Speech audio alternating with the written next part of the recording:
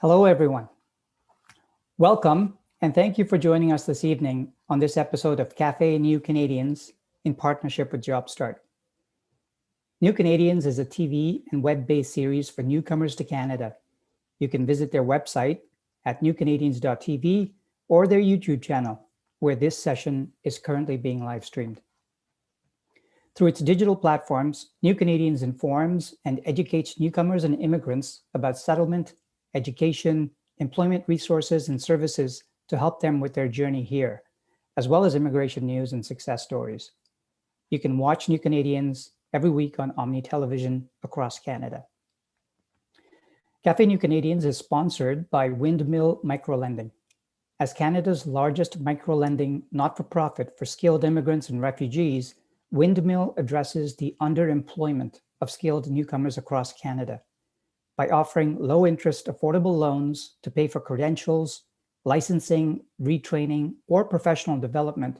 Windmill helps its clients achieve career success and convert potential into prosperity for themselves and for Canada. My name is Darrell Pinto, and I am your host and will be moderating tonight's topic. Do Canadian employers have a talent or perception gap? I'm really excited to introduce our panelists today. We have four amazing individuals, starting with Dr. Wendy Cukier, who is the founder and academic director at Ryerson's Diversity Institute, Shamira Madhany, managing director and executive deputy director at World Education Services, D Oyen, diversity and inclusion consultant, and Katerina Zhukova, expert in people analytics and talent management. And before we get started, I'm going to pass it over to Jemima Sabapathy, who is the Senior Director of Programs and Strategic Initiatives at JobStart. Over to you, Jemima. Jemima, you're on mute. Thank you, Darrell, and good evening, everyone. It's my pleasure today to say a few words about JobStart as we complete 40 years of serving the community. Our primary area of service is employment, and while we serve all job seekers, we also provide some unique customized services to specific groups such as newcomers, persons with disabilities, youth, women, and seniors. We work in collaboration with a wide range of employers, small, medium, and large employers, to support our job seekers in finding and retaining jobs. So with our recent 5-year federal funding, we were able to design and deliver 2 unique programs for newcomers. The first one is Mentoring Pathways to Employment, and the second, Employer Engagement for Immigrant Integration. Through these programs, we support newcomers in acquiring the tools they need to navigate the labor market, to connect them with employers, mentors, and with professional networks. So we have hosted quite a number of networking events and panel discussions with employers from different sectors, such as finance, healthcare, and engineering. And not only did these events focus on getting company insights, but also gave newcomers an opportunity to FaceTime with employers through virtual breakout rooms. And some of these events have given the platform for employers to really meet and talk to this wealth of untapped talent, leading to job offers in some cases. We also involve sectoral experts to reach out to employers from diverse industries to engage them in in-depth dialogues. This helped us to get some understanding of employer perceptions in hiring newcomers, what they saw as challenges in hiring newcomers, company statistics around hiring, job retention, career advancement, wages, etc. And some of our findings or learnings from this led us to today's topic. Do Canadian employers have a talent or perception gap? We do hope the discussion today will also help us JobStart to incorporate some of the learnings and takeaways into our programming, to further educate employers and reduce and dispel some of the myths and perceptions leading to meaningful and sustainable futures for newcomers. Thank you. Great. Thank you very much, Jemima. Now, before we get started, I want to remind the audience that this is an interactive event, and I encourage you to type your questions via the Q&A tab on Zoom or the live chat box if you're watching on YouTube.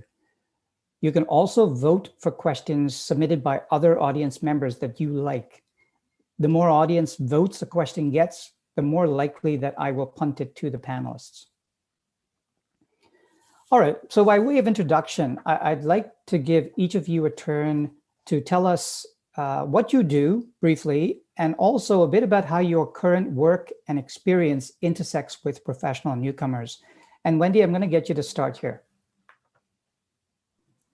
Thanks so much.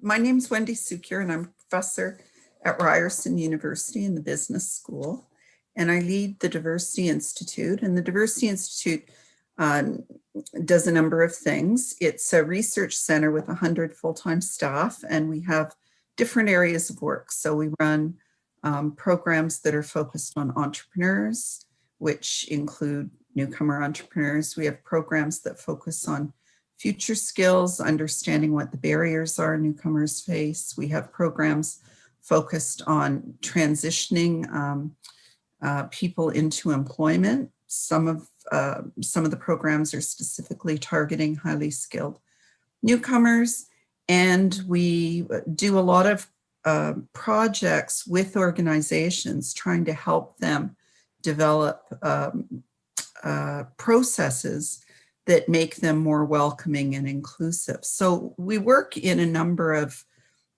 different areas, and like the majority of Canadians, I'm the daughter of a refugee, so I'm particularly sensitive, I think, to some of the experiences that many newcomers have and how important access to employment is in terms of not only their economic well-being, but also their mental and physical health. So we've been working for a number of years, and we're very interested in how research can help make better policy and practice.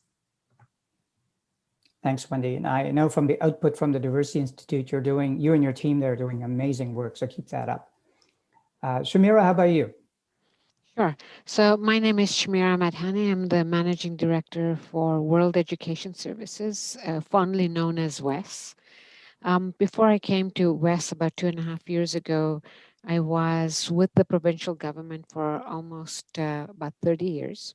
I started when I was 2, in case you're wondering. In terms of the work that I'm doing now and what work I did in the provincial government, I came to Canada as a young child. I did my high school and university here. What did happen is that we came from East Africa. My parents were entrepreneurs, fairly successful, and my dad had an accounting background. And what I watched as we came here is his inability to get a job, any job, where we could use his professional skills. So he ended up working at a golf club, basically picking up wet towels, cleaning showers and washrooms. And my mom ended up working in a factory. And the roles were completely reversed. And I knew that I wanted to change things. My dad encouraged my sister and myself to go to university and make changes from a systemic perspective. So while I was in government, I basically worked on policies and programs like bridging programs, where we supported individuals instead of taking their whole program again to try and bridge from what they knew to where they're at today. Fact sheets working with universities, colleges. At WES, we basically assess academic credentials of individuals so that they can get their landed status here. But the other work that we do is similar to what I talked about before, is looking at research data, understanding what the issues are. so that we can influence government policy and design innovative programs to try and change the story of doctors driving cabs. We have lots of highly educated individuals in Canada, and we should leverage the skills and get them into the workplace fairly quickly. Canada needs your skills and education.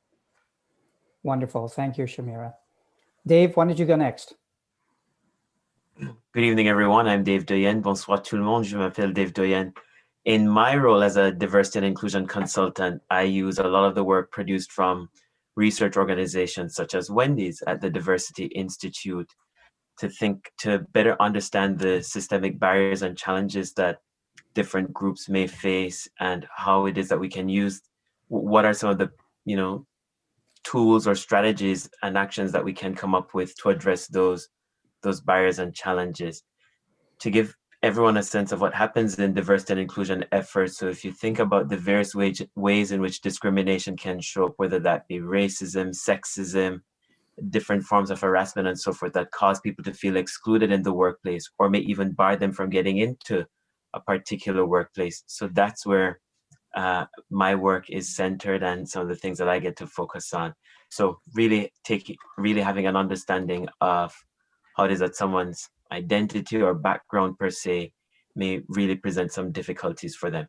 And as we know, in the case of newcomers, there can be challenges there and discrimination in the process, whether that be on the basis of their accent, it could be their name, and it could very well just sometimes be, a difference in cultural norms and expectations, and helping everyone navigate that process. Thank you, Dave. And we're going to jump into the meat of what you just said in tonight's discussion for sure. Katerina? Sure. Hello, everybody. Hi, Darrell. Can you hear me okay? Thank you. So my name is Katerina Zhukova. I have been working for over 16 years in the human resources area in talent acquisition, talent management, and currently in people analytics as well. I am a trained psychologist in my home country, and here I have shifted to work in human resources and analytics. I am very highly passionate about people not just having jobs, but utilizing their talent and having fulfilling and happy jobs. And I have been coaching and consulting on the side for many years, for over 10 years by now, to help people not just get employed and not just be utilized, but largely to have fulfillment and have goals and aspirations and move forward in life. I'm very much looking forward for this discussion, and thank you, Darrell, for having us all tonight. Great, thank you.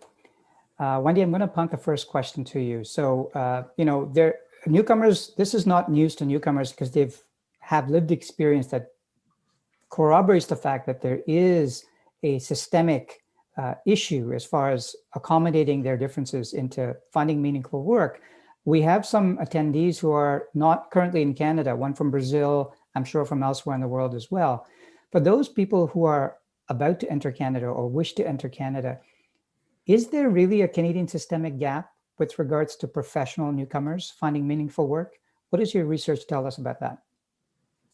There's no question. Highly skilled newcomers are underemployed in Canada. So, on the one hand, you have employers screaming for more highly skilled engineers and computer scientists. And we know that over 40% of newcomer engineers are underemployed. We know that I don't have a family doctor. I have to go to walk-in clinics because of the shortage of general practitioners.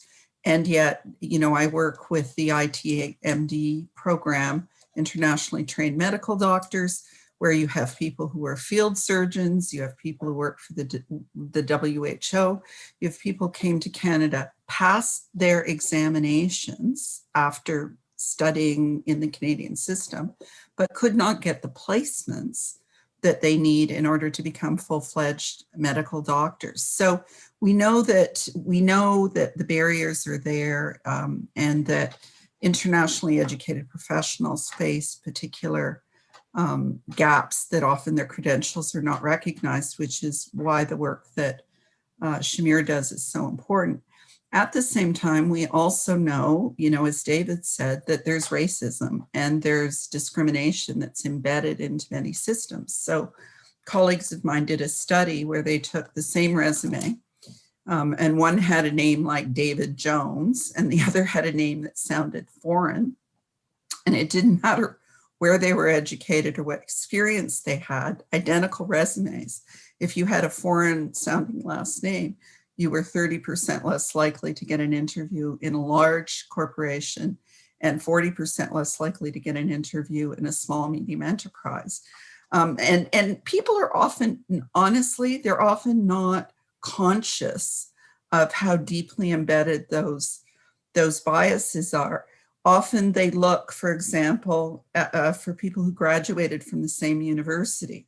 I remember being in an interview once, and someone applied who had a PhD from a second-rate Canadian university, and someone applied who had a PhD from one of the IITs in India, which are top-rated institutions in the world. And people on the interview committee didn't know, like they didn't know that there were universities in India that were more highly rated than MIT or Harvard in the United States. So you know, some of it is ignorance, some of it is bias, some of it is baked in processes. I would also say, though, one of the real challenges, you know, and I think this is an area where the settlement community has to do more work, is there are a lot of organizations that have shifted from providing community services for newcomers to providing employment services for newcomers, because there's money in employment services. And sometimes, frankly, they're training them for imaginary jobs. You know, we have English language programs that people are forced to sit through for months and months and months that don't teach them any more English than if they went out and drove a cab. So it's not just the employers. I would argue that we have to really push for changes within the entire system. And sometimes people don't tell newcomers what it is they need to be successful. There's a lot of nuance and subtlety around navigating, you know, what to expect in an interview, what people are looking for in interviews, for example. Interviews are among the most unfair practices in terms of recruitment and hiring, but they're part of the process. And so we have to equip people to be successful in those kinds of environments. So it's, you know, there are issues on both sides of the equation, on the supply side and on the demand side, I think. And we need to do a much better job with pre-arrival, with making sure people know what to expect when they come to Canada. Great. Thanks, Wendy. Shamira, I want you to unpack one thing that Wendy touched on, and that is a foreigner coming here with, take IIT in India or any foreign credential that Canadian employers may not recognize or may not give the same level of attention to. How does your organization help in that regard? And what's been the success that you've seen and heard from the evaluations you do? Sure. So basically, World Education Services has been around. Most people won't even realize this. It's going to be 50 years in 3 years from now. The Canadian operation just celebrated our 20 years last year in October. And so the reason why WES was established was really to reduce the barrier of educational qualifications. So what I want to do is unpack a question you've asked me and differentiate between assessing academic or education qualifications and skills. And so when we look at academic qualifications, what World Education Services does is really look at somebody's degree or transcripts from another country and assess the documents against North American standards, Canadian or US, and give individuals a report that could be used for either entering the labor market, post-secondary education, licensing. And, you know, basically it opens doors. So if you have your educational qualifications. However, what we do know through all the surveys and studies we've done is that Canada is bringing in a very significant number of economic immigrants. West sees almost about 90% of those. Majority of these individuals have BAs, MAs, PhDs, and are professionals. And they would have been working in their home countries, sometimes up to 10 or 15 years. So they've got the experience, the depth of experience. And so, just to build on what Wendy has said, the issue isn't, in my mind, academic qualifications, because I've got the document. What is, in terms of the systemic issue, is how do I take the skills and experience that I have from my home country and transfer it to the Canadian context and be able to demonstrate that I could do the same job. I might just have used, different tools or terminology, etc. And it's complex. So, the example that Wendy gave is a real example where if somebody starts with the resume, and you look at something that's familiar, then you're going to put aside, somebody who basically is coming from an institution that you're not familiar with. But the reality is that more and more computers are doing keywords and key searches and pulling people in. And so, for me, the systemic issue is if employers are saying they have a talent gap, how are they assessing somebody's skills in a way that basically is coherent, fair, and not biased? And not saying just because somebody comes from a particular country, I'll discount that, because again, building on what Wendy has said, fully 50% of all our immigrants recently have come from India, highly, highly educated, and can contribute to the labor market immediately. They speak English, they're globally trained, and yet, they're the ones who are underemployed and unemployed. So we could discuss this more, that there are opportunities to move forward, but I believe that there is a systemic challenge that we need to think about moving forward with. Thank you, Shamira. Katerina, I'm going to punt this to you, and that is, in your experience in talent acquisition, people analytics, there's a traditional view or traditional process employers go through to screen talent. And it's changing, hopefully for the better. Can you give us your perspective on how traditional employers are maybe innovating the way they screen talent to maybe dig under their own unconscious bias and find competency versus the school they went to? Sure. I want to echo for a moment what Shamira has said.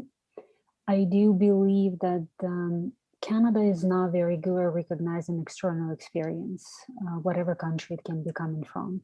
I've also seen some cases of people who are coming from the United States, which is just across the border, and they're being told you don't have Canadian experience. And I just cannot possibly see how it can be any different, because United States seems to be, in my experience, much more faster in recognizing other experience and employing people much faster and making value out of their skill and their education, instead of making them idle at the back end, doing all these lengthy processes, to keep proving things where there is nothing to prove. You can just be employed and drive value.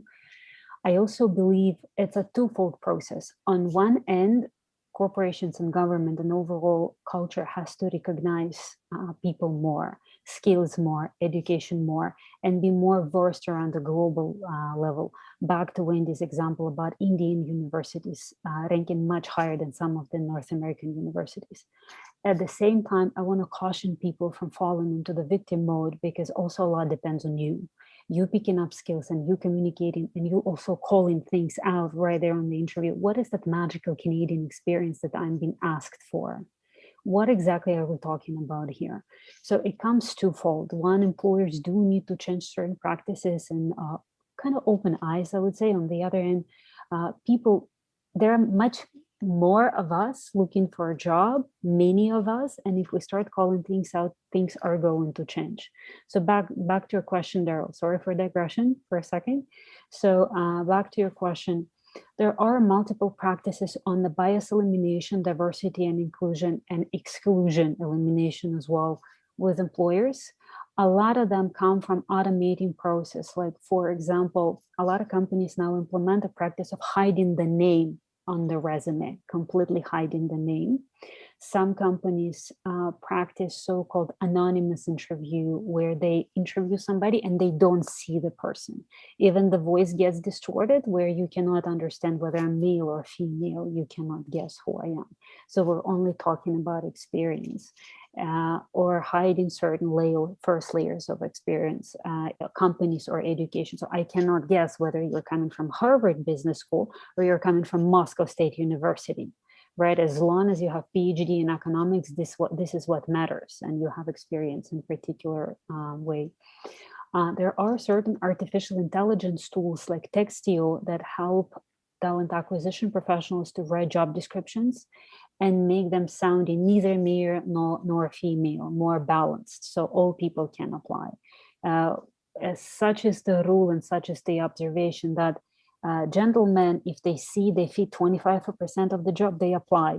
Ladies, if they see they only fit 75% of the job, they don't. And I encourage everybody to apply as long as you fit approximately 70% of the job, because the rest gets picked up on the job. There are wonderful, beautiful tendencies, very strong tendencies on eliminating bias, bringing people in, doing bridging programs for employees. But I still do believe that's not enough, because there is still a significant percentage of people who cannot find a job, or it takes so unreasonably long for them to get a job. They get discouraged, they get underutilized. It's very debilitating to be underemployed and underutilized and unused in a sense, and not to bring value. I feel the process unreasonably long, and it's unreasonably cumbersome, because instead of making people, make them learn all this long job process, we would rather have them already be employed, at least on a contract or some sort of probation period, and start adding value to the economy. Great, thanks, Katerina. Dave, before I pass it over to you, I once again want to remind the audience that you can type questions into the Q&A box on Zoom. Dave, anything to add to that? And either on the employer side, how they can reduce their own unconscious bias, as well as on the newcomer side who are applying for meaningful jobs, how they can reduce friction and be seen more as Canadian as opposed to have that bias act against them? Well, I can only just say that all the points that my fellow panelists spoke to earlier are certainly valid, and this is what all employers should be adopting. I'm on the hopeful side of things, mindful of the many barriers that newcomers do face when they arrive in Canada. But I'll give an example of where some hope may lie. For example, in the tech sector, where, you know, in Canada, we talk about Toronto as the Silicon Valley of the North, and we have tech jobs in Toronto, if not all across Canada, sometimes far outpacing what's happening in the US, in Silicon Valley, the San Francisco Bay Area specifically. And that happens as a result of we don't have enough. First of all, we don't even have enough talent to fill all the jobs that we're creating in the tech sector. And what that has caused is a mobility of talent from around the world. So many of our tech companies here in Canada and the USA are, you know, recruiting individuals from countries that may be far away. And the government of Canada, for example, had to adapt with by introducing, I think, the global talent stream that allows for that easier mobility of talent. And tech, the tech sector, by nature, one that is built on a culture of innovation and disruption. If you talk to tech recruiters, a lot of people working in tech may not have even pursued formal credentials in tech, may not have had a background in computer science. A lot of people are also self-taught. So a lot of these skills are just, acquired on their own doing because of passion and experience, etc. And that's what the recruiters seek out. So it's not about where you studied, whether that be the particular university or the geography you may be coming from or your language capabilities. The focus becomes, can you do the job? Yes or no? And are you passionate about this? And, I think the pressures from tech and as companies, for example, RBC, big, long-time employer in Canada, Dave Mackay will tell people RBC is not just a bank, it's a digitally enabled company. So you may not call it a tech company, or may not call it just a bank, but certainly a bank that is digitally enabled. And as tech skills become, as there's a greater demand for tech skills, I think recruiters and organizations are going to feel those pressures that they need to adapt their processes. The other bit is just, when we reflect on the inherent biases that are sometimes built into our processes when we think about systemic change. So yes, there is just that bit around, and not just anonymizing the name and different parts of the resumes. As Katerina was speaking to, and Wendy, it's not just on names that you know, you may find that bias is being elicited. It can come from the particular university you studied at, the particular program you pursued, previous employers, right? There's a big difference if someone worked for, let's say, a Shopify and a Google as opposed to a smaller tech company. There is a bias and assumption there, and I get that from some of my clients too. But so, you know, anonymization plays an important role there, but that's just one step of the process, as I'll tell clients. We have to think about the entirety of the recruitment process. So the point at which a job description is being made to the point at which you even select the candidate. And how do you think about the biases at each stage, and what are some tactical things we can do to eliminate bias at that stage? The sourcing, for example, is critical. RBC and TD, you know, banks, federally regulated employers that have been working on employment equity initiatives for quite some time are pretty good, and they have lots of resources to that they can put towards, you know, targeted recruitment efforts. So for example, they've been hosting recruitment sessions or just information sessions for particular population segments. And that creates that direct connection between, let's say, a particular segment, whether that's for women, persons who are of African descent, the immigrant community. And you need that. You need those informal connections to help you understand what will happen in this process, what's expected, and how you can put your best foot forward. So we have to help employers to build that muscle in terms of, yes, understanding how bias shows up, and then really thinking about some tactical strategies to build connections to population segments that are facing challenges. Last point, I think one of the things that will create a natural pressure for employers in Canada is we know we have low fertility rates, low birth rates in Canada. And, you know, the Century Initiative was something that recently came about. The goal is to increase our population to 100 million by 2100. And that will happen through two means: encouraging Canadians to have more children and immigration. And we need to increase our population, because if we have too many persons in our workforce retiring and we have very few persons entering, then we can't finance things such as, you know, or pension plans and all the other services that the government will have to provide. So I think that natural pressure will happen in that, listen, we need to support and create pathways for newcomers into employment, because there are going to be some serious side effects from that. Dave, I'm going to stay with you for this audience question, which ties into what you just said. Now, on the newcomer side, you know, I think all the panelists have said systemic bias at different levels does exist, but microaggressions. So a newcomer going through the job process, the job hiring process, faces microaggressions at different levels. What's the right thing to do? Call it out, or laugh it off and don't say anything? What's your perspective? Truth be told, there's no hard answer, easy answer to that one, and it will always be contextual. It will always depend on the comfort of the individual, and you know, one could say it's going to be you know, you have to deal with that on a case-by-case basis. What I mean by that, you know, there's an inherent power dynamic at play there. You want something that the institution, the recruiter, can offer you. You need a job. So your goal is not to walk into the process, into the interview, and cause the recruiter or any other member of the organization any offense. At the same time, you also don't want to feel diminished or degraded in any way.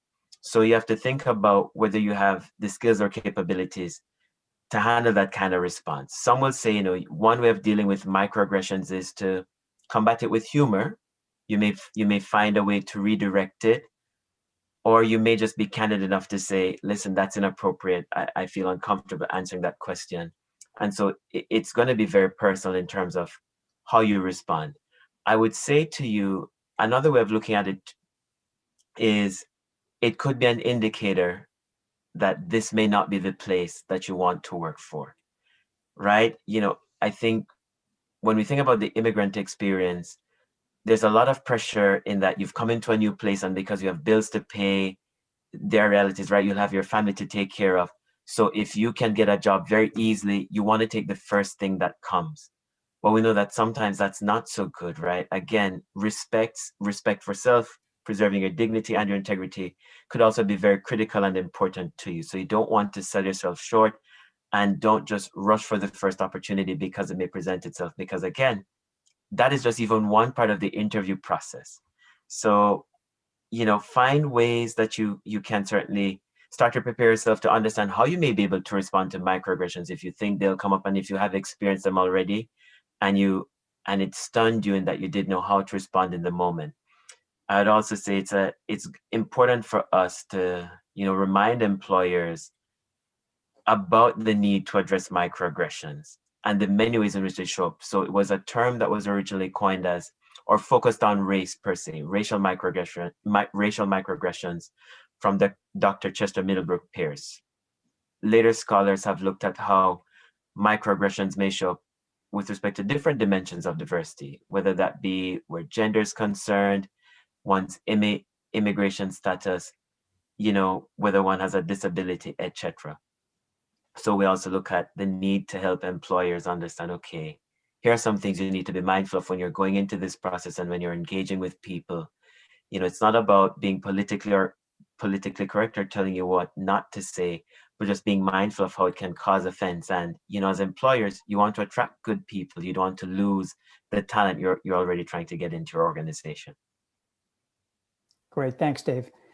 Wendy, Katerina touched earlier on the evolution of talent assessment, and not just focused on newcomers, just diversity that's being ignored through systemic blind spots. Can you share with us, in the research you're doing, what's working, what's not? How are these competency-based assessment screening tools coming of age? You're on mute, Wendy.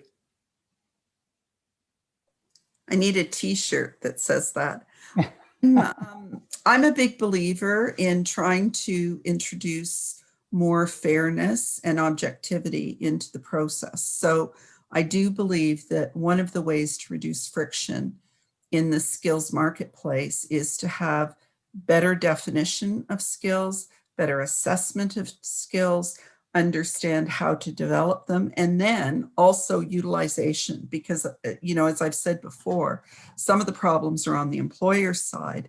And we do a lot of work, for example, looking at, employers are screaming for digital skills. If you unpack the digital skills that actually came out in an OECD study that was done recently, 75% of what employers are talking about when they say digital skills, it's not computer programming, not engineering, it's use of Microsoft Office and Excel, right? And so if you're not really precise about what it is you need, then you can waste a lot of time looking for a computer scientist when really you could take a smart psychology grad, put them through a 1-week course, and you'd have exactly what you need. So we're really, I believe you have to take that asset-based approach where we've had some good experiences. I can talk about them later if there's time. Where I think we have to be careful, and I'm, my PhD's in management science, I'm tech. Yeah, tech's great. Is that tech can also embed biases. So some of the artificial intelligence-based tools that employers are using in order to identify clients, if they're not really careful, they can simply embed the biases. Like, we've always hired people with these kinds of qualifications. Therefore, these are the qualifications that we need to look for in candidates. So I think we have to be careful about some of those things. I think interviews are basically evil. Psychopaths do really well in interviews, and if you're trying to assess certain kinds of presentation skills or sales skills or how someone presents themselves in meetings, like, interviews do tell you something that's useful. But what I've observed is very often people will be so enamored of someone's personality that comes through in the interview, they forget about their qualifications. and they can make big mistakes as a result. So I think anything that forces, and this can be technology, but it can also just be process. Like I've found myself in interviews saying, wait a minute, yeah, he told lots of jokes and used your name 3 times in every sentence and was very confident and groovy, but who cares? That has nothing to do with the job that we're looking for. Look at this other person's resume. And even though they were a bit formal and they didn't seem like a lot of fun, and maybe they were uncomfortable or they didn't understand the sort of cultural norms and personality stuff, look at their resume. They've got 10 times as many qualifications. So it's a combination, in my view, of using technology, but also using the human infrastructure that you have, being very attentive to your processes, being very attentive to who is making the decisions about who you're going to hire, being very attentive to where you're recruiting, right? Because if you're really serious about improving diversity and inclusion, you build partnerships with the immigrant serving organizations, with the BPPA, with organizations that are specifically focused on populations, Indigenous people. Because if you just advertise in the Globe and Mail, like, you're going to get the people who read the Globe and Mail. So to me, it's a very complex process of taking what I would call a gender and diversity lens to every single step of the process, even the job descriptions. Can I tell one story? I'm talking. Sure. Okay. Sure. I think I may have told this before, but the head of a big consulting firm came to me and said, we want your students to learn this application called PEGA, because there's a big demand for PEGA. PEGA is an AI-enabled application that actually allows people with very broad backgrounds to learn the tools. And I said, that's great. The problem is that professors don't like to learn new stuff. They don't like proprietary software. And it'll take you 4 years before you get any grads. But I said, there are all these computer scientists and engineers driving cab and working at security guards. I'll introduce you to the deans and you can talk to them about developing a new program. But let's look at whether we can teach something in short time. You interview the people, you pick the candidates. And if you're willing to say to me, I will hire these people if they get certified in PEGA, we'll do the training. And, they hired 100% of the newcomers that went through a 1-month training program instead of waiting for 2 years for the freshly minted Canadian graduates. So it's getting people to think of innovative new ways, on-site language training, things like that, all can really add value. Thanks, Wendy. I love what you said, that psychopaths make for great interviews. I got to pass that on to my HR team. Just watch out. Shamira, I know Wes has done some competency-based research. Anything to add to what Wendy's just said? Sure. We've done a lot of research to try and understand whether actually competency-based tools exist around the world and whether employers could use these tools. As Wendy has said, as Katerina has said, Dave, that it's complex, that you could have all kinds of tools, but the execution of those tools make a difference, right? Because the tools are there. It could be anything from paper-based to, virtual to in the workplace.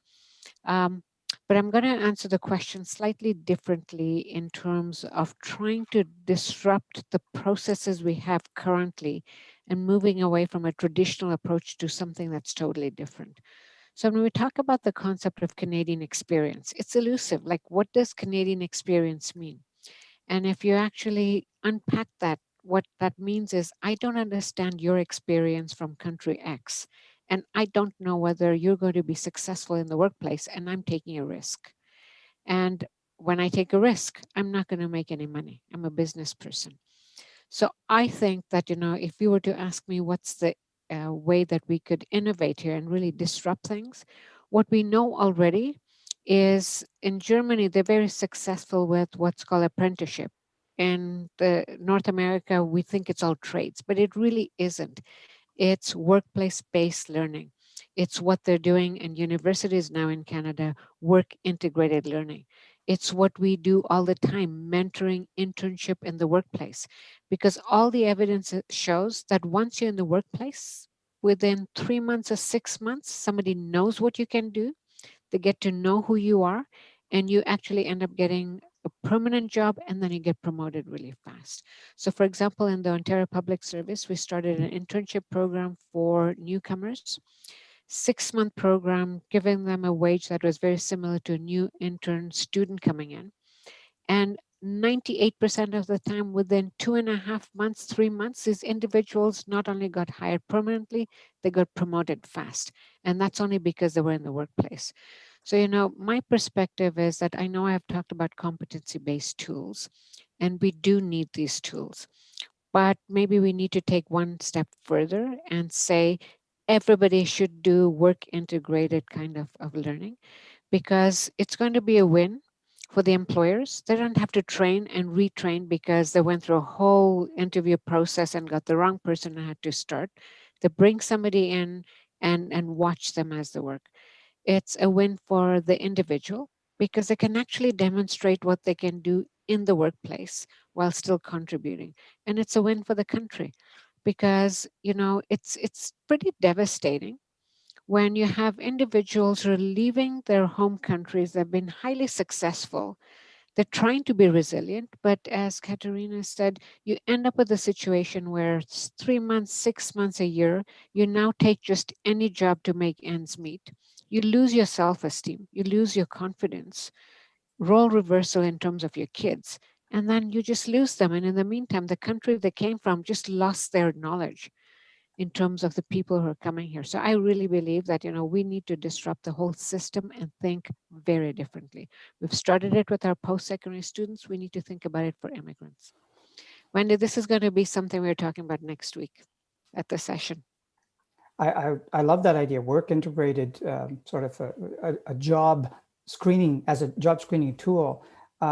Wendy, on a scale of 1 to 10, Canadians don't like risk compared to other countries in the world, right? Anything that involves change is seen as risky.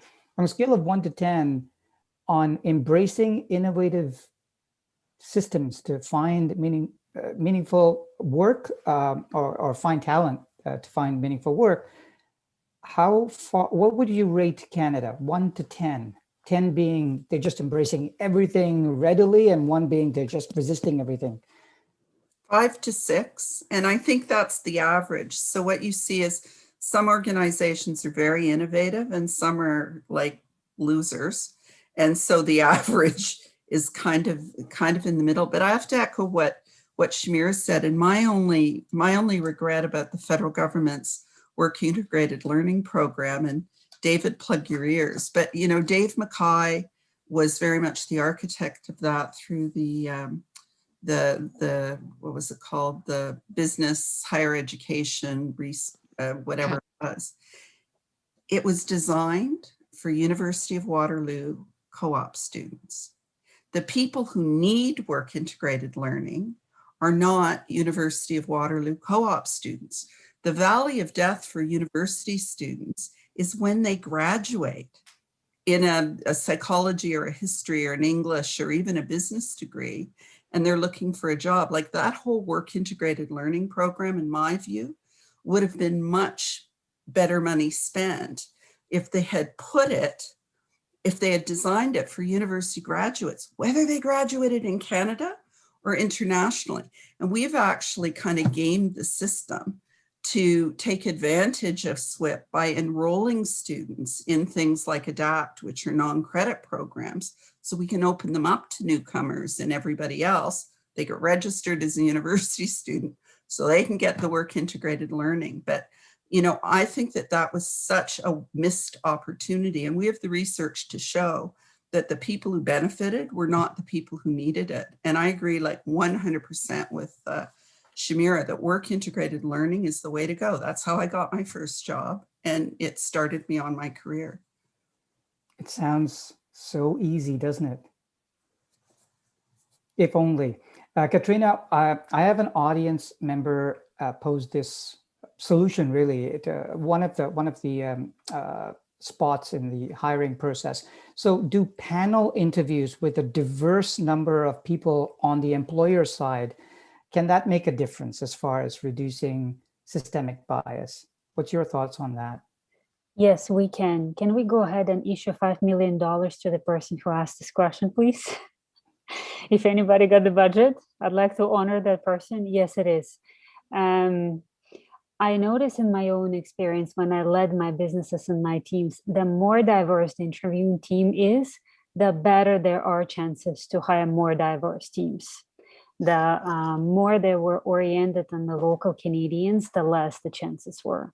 And I have to tell you my own personal experience. I was once interviewed for a job with quite a large company here by 4 white North American people. And I declined it myself because it was so incredibly hard to convince them. I almost felt that I was signed up for failure, that not only they were slicing and dicing all my experience and education throughout interviews, I felt it would keep happening throughout significant longer time. And instead of helping me and supporting me and believing in me in that job, which I sincerely believe I could do, and I could do an incredible job for them, I felt that it was very testy. So I felt I would be challenged constantly in the job, whether or not I am still the fit for this position. And you will not believe their surprise when I, on my end, declined the job because I refused to be signed up for failure. Yes, the answer to this question is big, huge yes. Great. I'm going to stay with you on this, Katerina, but I want to give everyone a chance to answer this question. I'm going to ask for just one. I know there's probably many, and some have come up during this conversation. But if you could wave your magic wand, Katerina, and change one thing in our Canadian system that would improve the chances of diverse newcomer talent finding meaningful work, what one change would you make? Can I make two? No, you can only make one. All right. It's a magic wand, one only. All right. I would like newcomers to be informed and somehow magically understand the realities of Canadian job search 6 months before they land in Canada. And by the time they arrive, I'd like them to have a plan and somebody support them to go through all the documentation and universities, what have you, to get landed in a job within 6 months, at least close to their initial profession, and make a government accountable for this. That's what I would like to see. Not long, cumbersome process, but make everybody accountable for people returning back to their career. I'm going to make a second one anyway. I'd like to take a hammer and break the glass ceiling and the glass walls of our employers perceiving people as not qualified without Canadian experience. Sorry, second one works also. You managed to sneak that second one in. Dave, what about you? Your magic wand would do one thing. What would that be? I'm a big advocate for systemic change. It's a big overused term, but I think it's where real change really does happen. And by that, I mean for our highly regulated professions, whether that be medicine, law, accounting, engineering, etc. I think they need to be required to really look at how they make the licensing processes a lot more easier, to make accreditation a lot more accessible and affordable, because these processes do take long, they can be costly, and then we know there's a real consequence called skills erosion when people aren't matched to their field of expertise and aren't able to put those to work immediately. So we've literally put up these unnecessary barriers in the way. People say it's to protect the profession, it's to not inundate it with too many professionals. But if we pay attention to what happened now as a result of the pandemic, we were almost at the brink of, we did exhaust our medical professionals, doctors, nurses, the whole gamut of persons involved in the medical field, in healthcare services, healthcare provision. They were exhausted. And the question has been asked, what happens if they were all burnt out and we really couldn't stretch them any further? And the reality is we have lots of newcomers here in Canada, you know, the taxi drivers in Quebec who are actually engineers, the security guards who work here who are actually medical doctors in their former country. So we were going to have to tap into these professionals to probably give us a helping hand. So it begs the question, why aren't they already licensed to practice their education, their field here? So we need to, whether that be through government mandate, that we force these professions and the regulatory bodies, the schools and the colleges to undertake the systemic review. All right, we're making big dents here in the system. Shamira, what would you do with your magic wand? Well, Katerina and Dave took my answers away in terms of the magic wand. So maybe I'm just going to build on what Katerina has said, is that what I would wish for is that we have systems, tools, and processes in place for individuals to get their assessments while they're still overseas, including skills, so that they can hit the ground running as soon as they come to Canada. They know what their skills look like. They basically have almost like a skills passport, which will be their education credentials, digital badge, skills, and they know where they stand. So while they're getting ready to basically come to Canada, they can start applying for jobs. Employers look at the skills passport and the portfolio. They'll say, I know what you can do. They land, and within 2 months, they have jobs. That's my magic wand.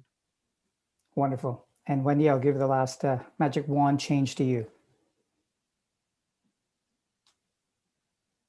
And you're on mute again. That t-shirt. I'm going to send you a t-shirt, Wendy. It's a hard one. I think, for me, accountability at all levels is critical. You get money from government to train people for jobs. We're going to assess you based on how many people you place in jobs, not how many people you train. You're a large corporation that pretends you care about diversity and inclusion.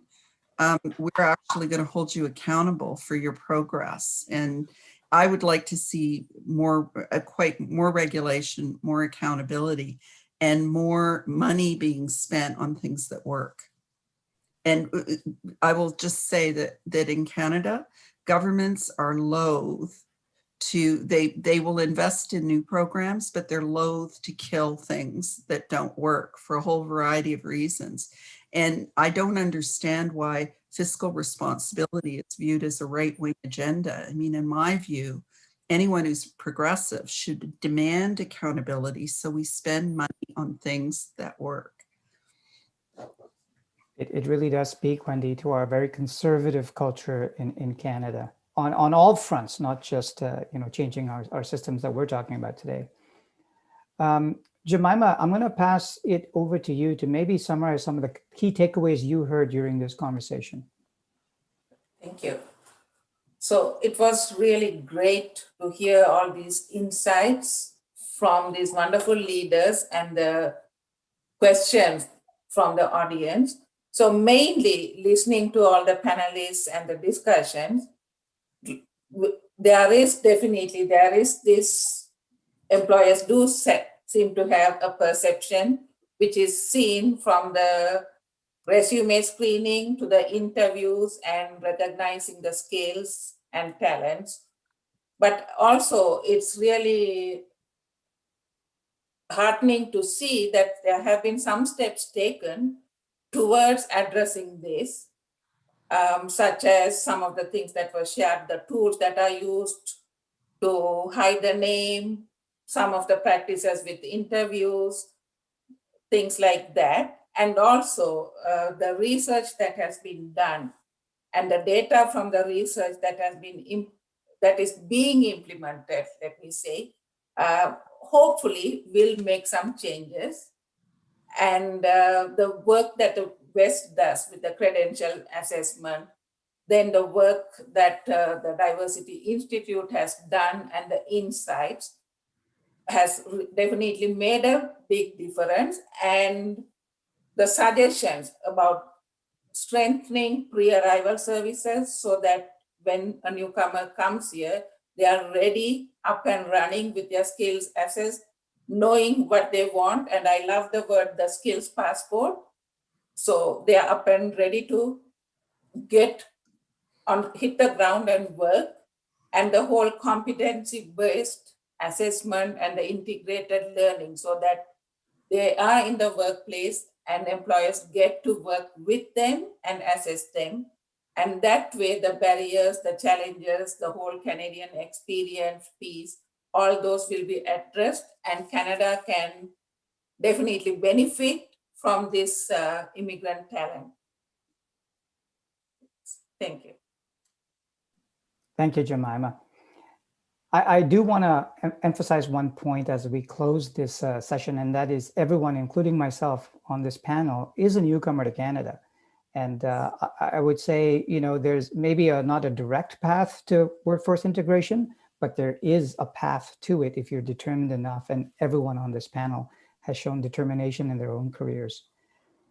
I want to thank our event sponsor, Windmill Microlending, and you can find more information about them on their website that will flash on the screen in a second. And remember also that you can watch New Canadians on Omni TV or on YouTube or on their website, where you can sign up for their monthly newsletter. To get updates about their upcoming Café New Canadians sessions, you can follow them on social media channels, Facebook, LinkedIn, Twitter, Instagram, as well as Telegram on the messaging app. One small request for those people viewing us on Zoom is, on your way out, you're going to get a very quick short survey. If you could kindly fill that out, it really helps benefit upcoming content for Café New Canadians. I want to give a huge thank you to our panelists, Wendy, Shamira, Dave, and Katerina, for sharing your thoughts tonight.